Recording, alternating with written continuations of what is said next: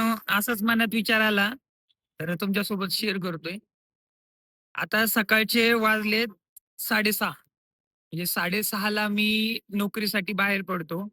म्हणजे मला मिनिमम पावणे 6 ला उठावं लागतं. त्यावेळेस सगळं आवरून मी 6:30 ला माझ्या स्टॉपपर्यंत येतो. म्हणजे 6:30 ला मी निघतो कंपनीकडे आणि कंपनीतून परत पावणे 7 वाजेपर्यंत रिटर्न येतो.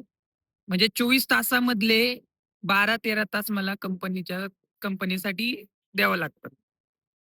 तर आपलं बघा ना, 24 तासामधले जर 12 तास आपण कंपनीसाठीच देत असलो, तर आपली पर्सनल लाईफ उरते कुठे? कारण आल्यानंतर किती टाईम मिळतो आपल्याला पर्सनल लाईफ जीवन जगायला. त्यानंतर लगेच झोपावं लागतं आणि लगेच पुढल्या दिवसाची तयारी करावी लागते.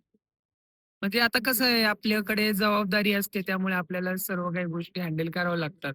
जबाबदारीच्या पुढे काहीच नाही.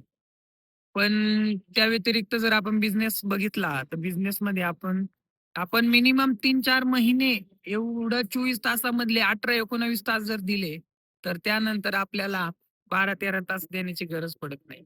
नोकरीत आणि बिझनेसमध्ये हाच फरक आहे.